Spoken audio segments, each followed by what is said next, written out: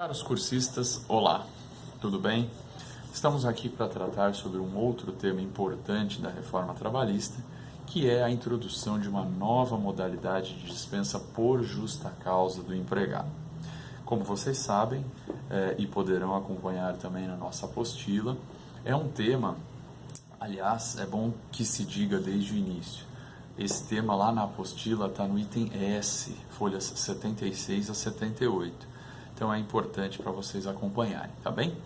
Pois bem, lá naquele item S, eu trato, e eu e a doutora Caroline, na apostila, tratamos a respeito das possibilidades de dispensa por justa causa e também sem justa causa. Então ali nós fazemos uma sistematização, né?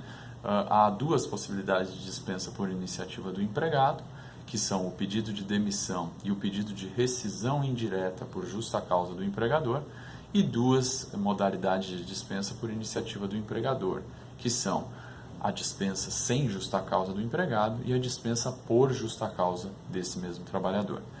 O que a reforma trabalhista vem introduzir é uma nova modalidade dessas de iniciativa do empregador por justa causa, que se trata da perda de uma habilitação especial exigível para o desempenho de uma determinada profissão por uma conduta dolosa do empregado.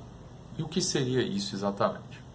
Como vocês sabem, existem certas profissões que não exigem qualquer qualificação específica para o seu respectivo desempenho, né? Um faxineiro, um ajudante geral, profissões com menor qualificação são geralmente profissões que também não exigem nenhum tipo de sujeição a alguma prova específica, algum curso determinado, e, portanto, podem ser desempenhados por qualquer pessoa. Agora, há diversas outras profissões que, sim, exigem uma qualificação prévia.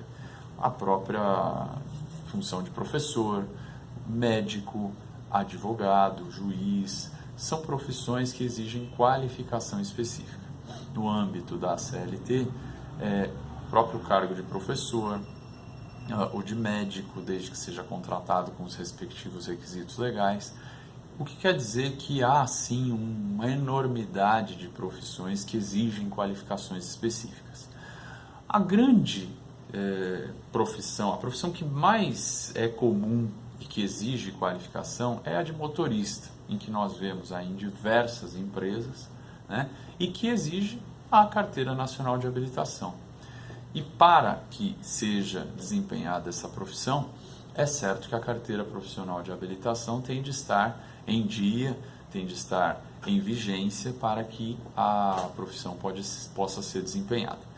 O fato é que a nova lei passa a dispor que, se o empregado perder a habilitação por uma conduta dolosa, ele tem aí um motivo para ser dispensado por justa causa. Perder a habilitação por uma conduta dolosa. Primeiro, o que vem a ser uma conduta dolosa? Isso é uma terminologia que vem lá do direito penal. Vocês já devem ter ouvido falar, houve um crime e houve dolo. Não, ele não agiu de forma dolosa. Dolo nada mais é que vontade. Vontade de produzir um resultado, intenção, ou pelo menos, o chamado dolo eventual, a intenção de assumir um risco que possa levar a um determinado resultado. E aí nós temos, por exemplo, num crime doloso contra a vida, um homicídio, a intenção de o sujeito atirar, matar de alguma forma, de qualquer maneira, mas desde que fique demonstrado que ele tinha a intenção de praticar aquele resultado. E será culposo quando o sujeito, na verdade, não tinha intenção, mas agiu com negligência, imprudência ou imperícia e acabou levando a aquele resultado. Um bom exemplo aí de conduta culposa que possa produzir algum resultado é justamente na direção de um veículo automotor. Muitas vezes o sujeito está dirigindo e ele atropela alguém. O resultado, normalmente, presumidamente pelo menos, não foi querido, não foi almejado por aquele agente. E por isso vai se avaliar, nas circunstâncias do caso concreto, se ele teve a intenção de produzi-lo, se ele assumiu o risco. Se não ficar demonstrado, é natural então que se conclua, caso haja alguma situação de negligência, de imprudência, por exemplo, um excesso de velocidade, a produção desse resultado.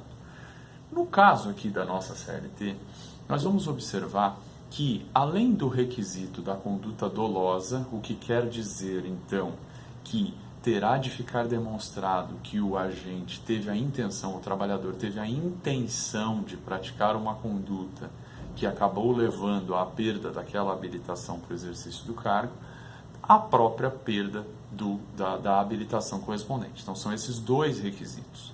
O fato é que há situações em que é muito fácil de demonstrar. Por exemplo, suponha que vocês, cursistas, são professores, são seletistas, estão trabalhando normalmente, e aí se descobre que vocês obtiveram, um de vocês obteve o diploma de forma fraudulenta.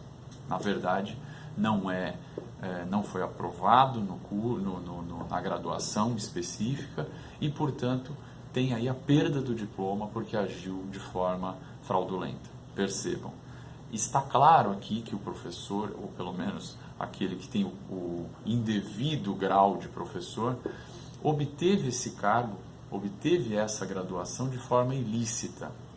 É conduta dolosa. E aí, necessariamente, nós temos uma hipótese de justa causa. O médico que obtém o diploma indevidamente, enfim, é fácil nós identificarmos nessas situações, nesses exemplos. Difícil é justamente naquela que é a mais corrente, que é a do motorista. Por quê? Porque, via de regra, as infrações de trânsito são decorrência de conduta culposa do empregado. Geralmente imprudência, né? Ou talvez negligência. O exemplo clássico, passar no sinal vermelho. Perceba, o que há aí é uma imprudência. Da mesma forma, agir em excesso de velocidade, né? Guiar o veículo em excesso de velocidade.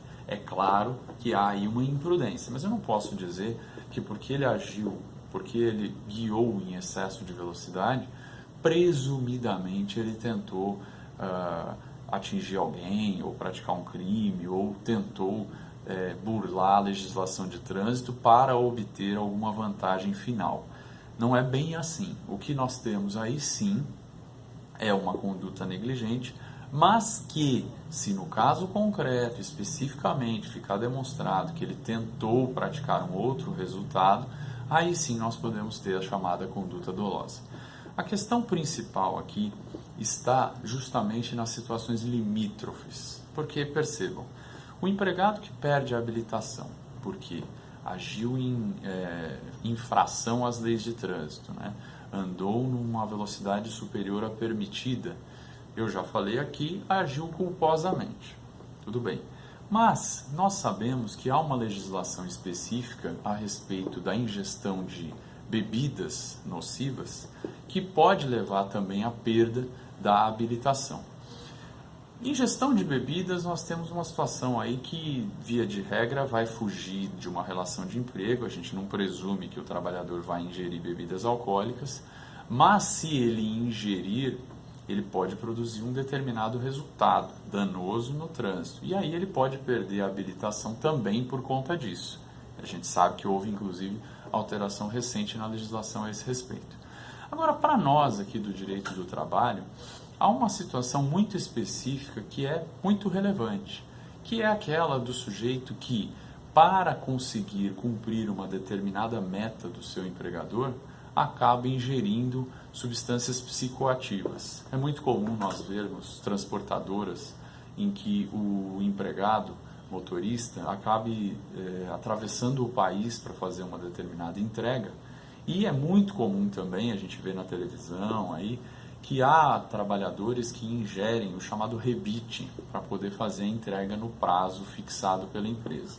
Então percebam aí que nós temos uma situação em que não é só a vontade do trabalhador que faz com que haja a perda dessa habilitação, e sim a própria situação determinada pelo empregador, que impõe um prazo muitas vezes inexequível para o cumprimento dessa obrigação.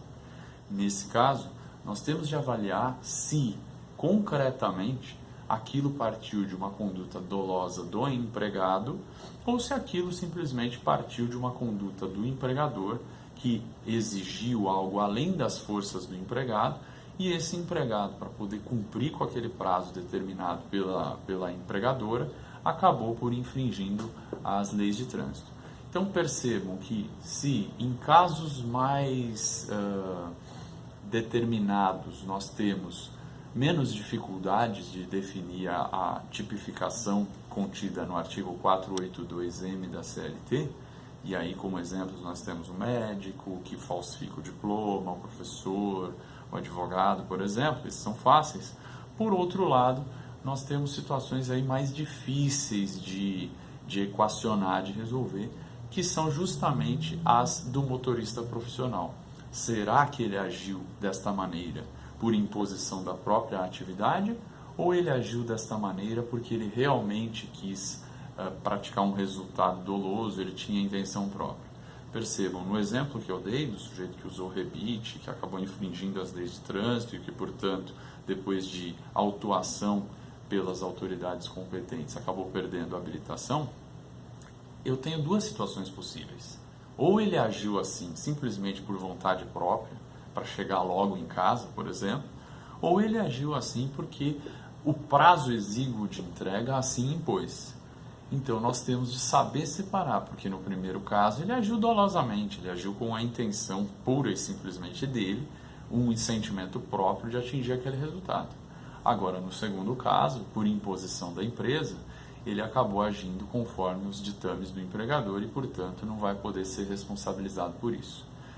Evidentemente que, se a infração for meramente culposa, se ele perder a habilitação por conduta culposa, é natural que ele possa sim ser realocado na empresa para desempenhar outras atividades até que uma nova habilitação seja feita. Tudo bem?